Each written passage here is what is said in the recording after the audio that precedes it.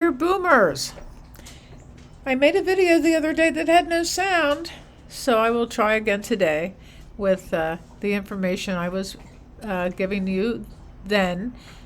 I also have another dog here today, and my dogs are just so incredibly excited. So they've been barking more than usual, and they do bark a lot. So before they start barking, I'm going to continue on with the material.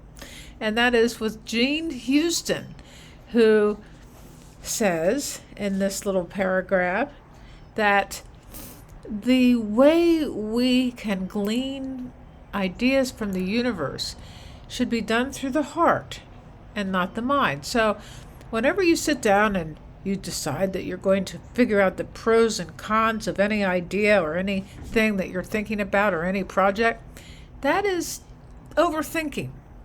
And you need to coordinate your heart and your brain in synchronistic harmony in order for the idea to really be true. It makes so much sense to me.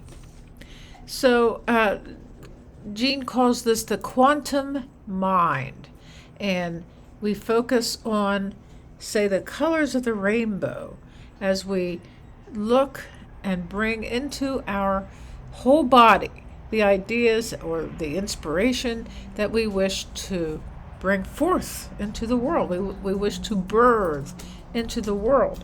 The 7 chakras are colors. The colors of the rainbow are represented in the chakra system, which have always found that to be very interesting. And so when we think about the rainbow, the colors of the chakras, the amount of neurons in the brain, for instance, the amount of neurons in the brain are about as much as the stars in the sky. So I will get to that in a moment. She talks about the colors of the rainbow and the quantum mind as we learn to profoundly enhance our abilities for using our mind in different ways rather than just predictable ways. And things that are predictable, as we have learned over these many days of talking about this, predictability is often very stilted. Let's put it that way. So when we develop versatility in the way that we think, we can develop new skills by embracing this.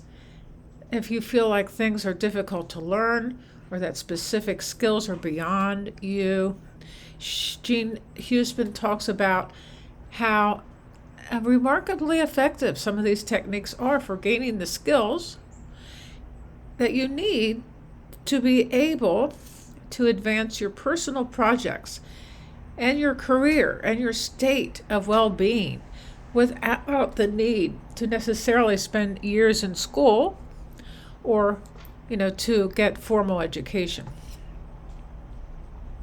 She will teach. She actually gets into what she calls the University of Consciousness, which is really the university of your own unique self. And it allows you to access the power of the universe's collective consciousness and to become a receptor to the knowledge of a whole subject, and even to connect with and learn from historic or current masters of the skills that you are going to need to help you with this approach. This is not trying to touch into people who have died and that you are trying to get into them as ghosts. That's not what she's talking about. It's using the imagination and also the understanding of the quantum reality, which contains so much knowledge if we learn to trust it for ourselves, and we can create a process in which you are able to personalize this knowledge through the master of the skills needed to do this. You can call upon these experts whom you think are way outside the box in whatever, a work project, becoming more comfortable speaking in front of a group, or further developing your art or other skills.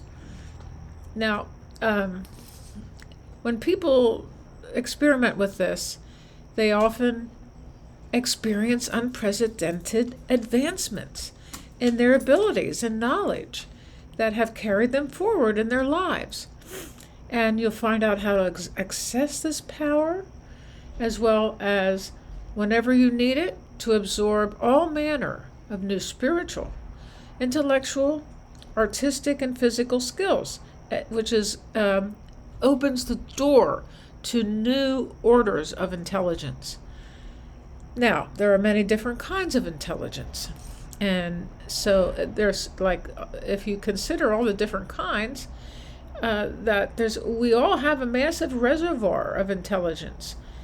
Just consider who you were at the beginning of your life, a little tiny, trusting soul. And you might have just been a dot in comparison to what you are today. We now are a 34 trillion celled wonder. And each of those cells know where to go, what to do, how to set up housekeeping in the heart, in the bones, in the brain, in the liver, to keep it all growing and going. And that's the quantum acorn to the oak tree, the embryo into a human being. That is amazing that this happens without even our thinking about it. And maybe it is time to tune into that specific way of understanding the creativity of the universe.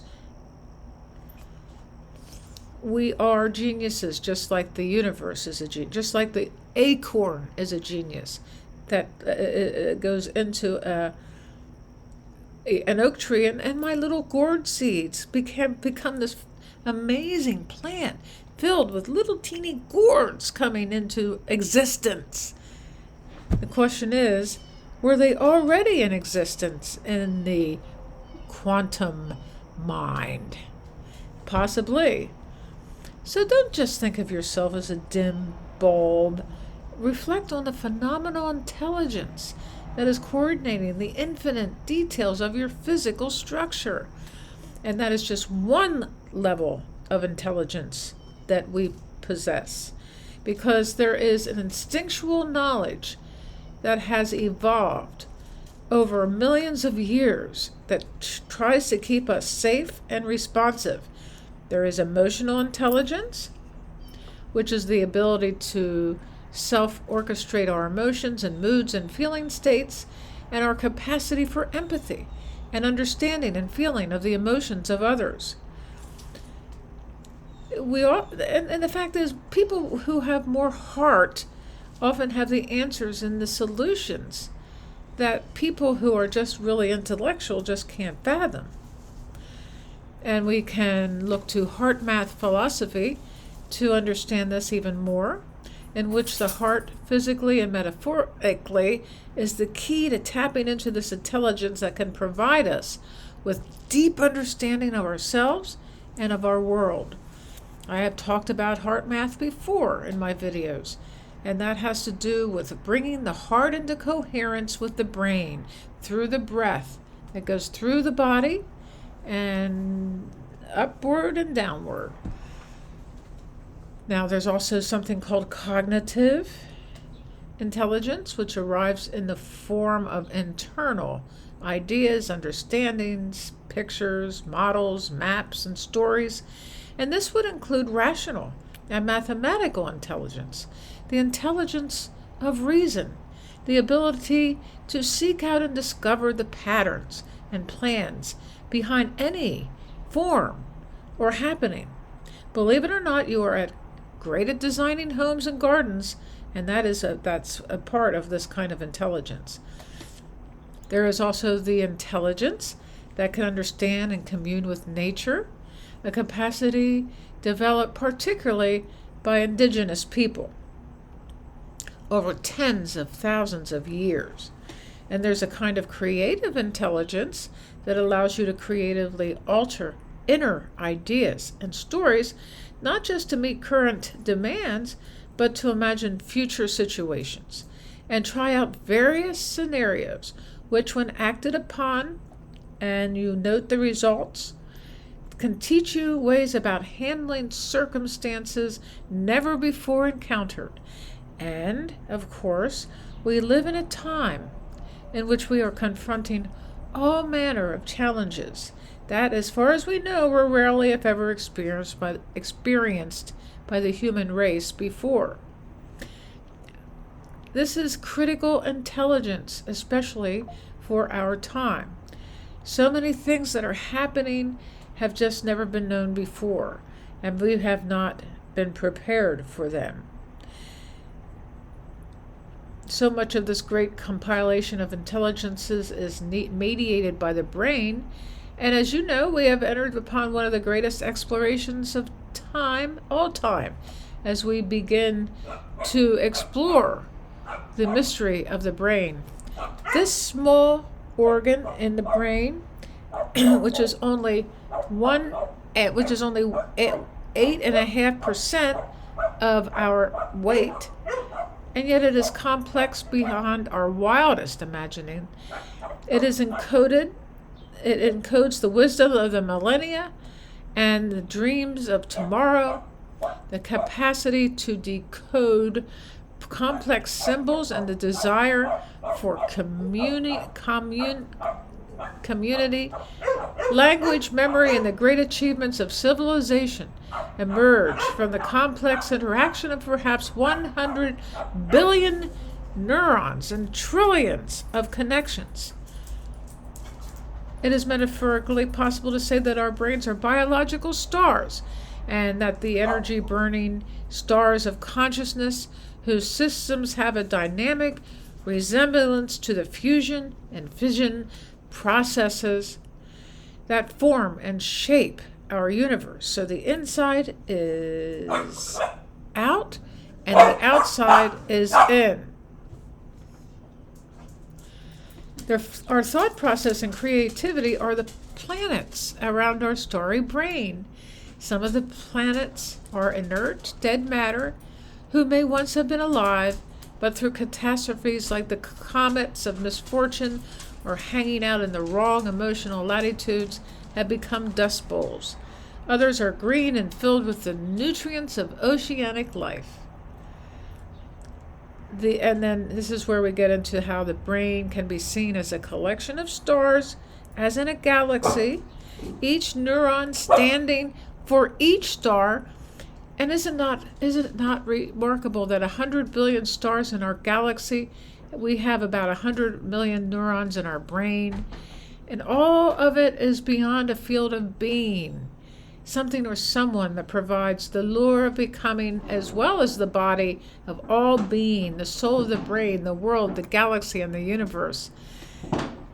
You know, that's what is the interconnection of, we are all interconnected, and we are all one.